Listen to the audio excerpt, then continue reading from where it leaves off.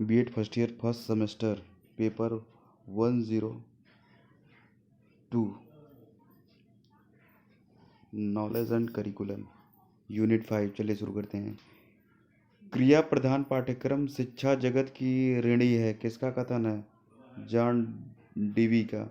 शिक्षा का निरौपचारिक अभिकरण है परिवार। समाज और विद्यालय में क्या संबंध है? अब देखिए यहाँ निरौपचारिक शिक्षा, ये क्वेश्चन नंबर 2 डाउटफुल है, इसे थोड़ा देखिएगा। समाज और विद्यालय में क्या संबंध है? समाज में विद्यालय एक अंग के रूप में है, सही है। पाठ्यक्रम का संकुचित अर्थ है अध्ययन का क्रम, सिलेबस, दोनों होगा। कौन सा कथन सत्य है? पाठ्यचर्या पाठ्यक्रम की अपेक्षा विस्तृत है। क्रिया प्रधान पाठ्यक्रम किसकी देन है? जॉन डीवी की। जनतांत्रिक पाठ्यक्रम होता है लचीला।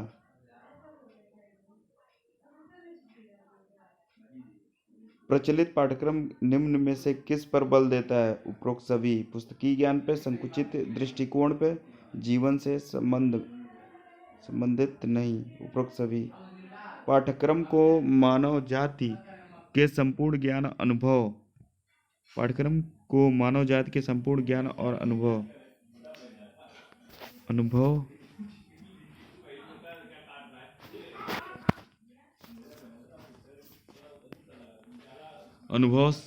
सार समझा जाना चाहिए।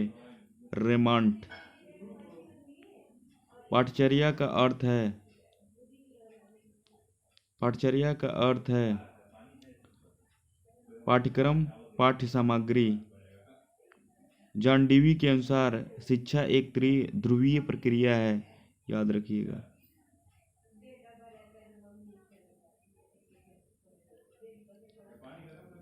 पाठ्यचर्या निर्माण के आधार, दार्शनिक आधार है, मनोवैज्ञानिक आधार है, सामाजिक आधार थी, उपरोक्त सभी। राष्ट्रीय कोर पाठ्यचर्या का अर्थ क्षेत्रीय स्तर पर पृथक परंतु समान पाठ्यचर्या।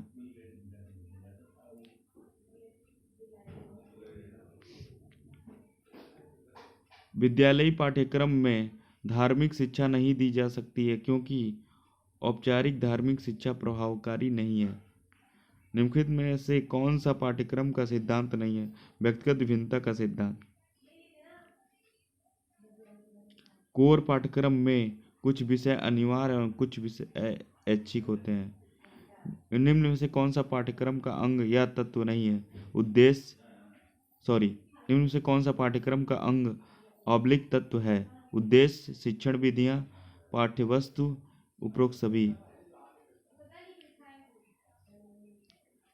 किसने कहा था कि पाठ्यक्रम कलाकार के हाथ में एक यंत्र है जिसकी सहायता से वह अपनी सामग्री को अपने आदर्शों के अनुरूप अपने स्टूडियो में ढालता है?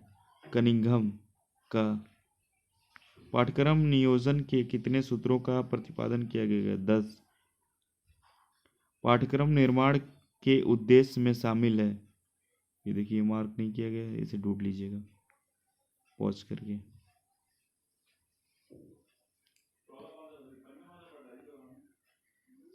सॉरी दिया हुआ है, तो ये क्या है यार?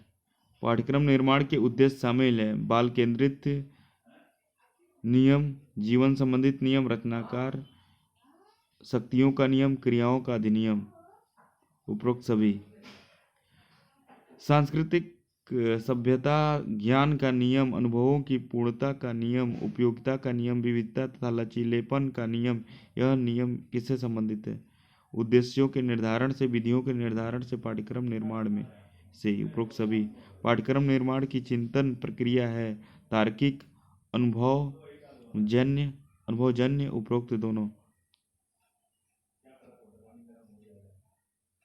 पाठ्यक्रम प्रतिमान के प्रकार हैं उद्देश्य प्रतिमान, प्रक्रिया प्रतिमान, परिस्थिति प्रतिमान, उपरोक्त सभी। पाठ्यक्रम का अर्थ केवल सैद्धांतिक विषयों से ही नहीं लिया जाता है, वरन उसमें अनुभवों की संपूर्णता भी निहित होती है। यह मत है उच्च शिक्षा आयोग का। ब्लूम ने शिक्षण अधिनियम प्रक्रिया को त्रिपदी प्रक्रिया माना है। इसमें शामिल है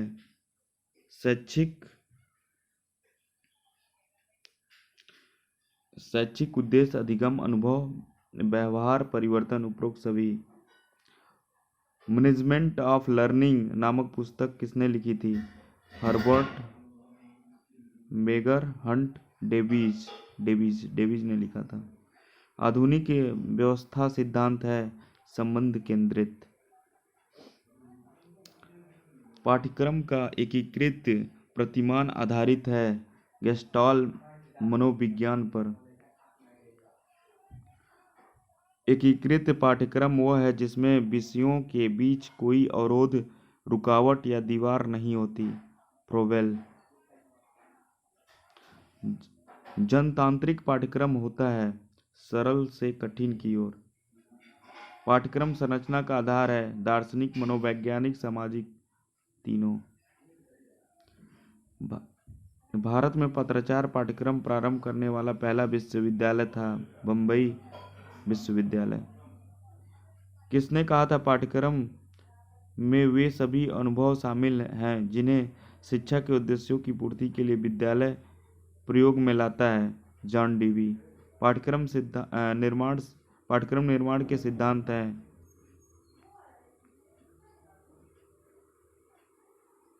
वास्तविकता का सिद्धांत, जीवन से संबंध का सिद्धांत, रचनात्मक उपलब्धि का सिद्धांत, उपरोक्त सभी।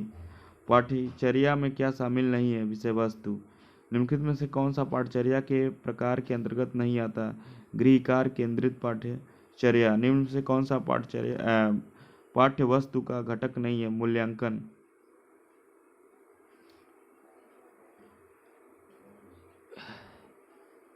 शिक्षा तीन स्तंभीय प्रक्रिया कही जाती है। इसके दो स्तंभ अध्यापक और शिष्य, तीसरा स्तंभ क्या होगा? पाठ्यचर्या। निम्नलिखित में से कौन सा एक औपचारिक शिक्षा का अंग है? पाठ्यक्रम। पाठ्यक्रम का संगठन जितना दर्शन पर आधारित होता है उतना शिक्षा का कोई अन्य पहलू नहीं। किसका? रस का।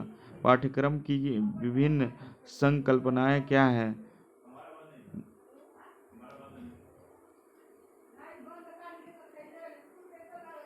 संकलन। कूट का उपयोग करके सही उत्तर को दीजिए। अच्छा, ये किसका कौन सा है?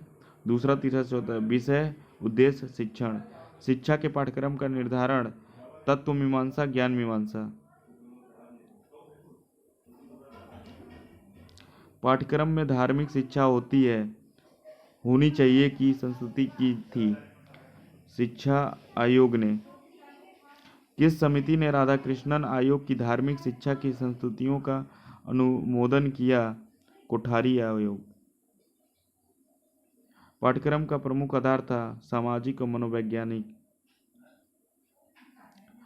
पाठ्यक्रम बालक के विकास के स्तर के अनुरूप बनाया जाना चाहिए। इसमें होना चाहिए जिज्ञासा, यथार्थता, समाजीकरण। पाठ्यक्रम के विषय में किसने कहा यह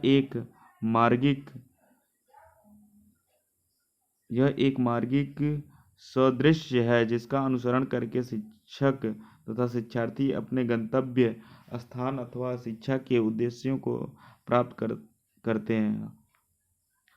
रॉबर्ट उलिच।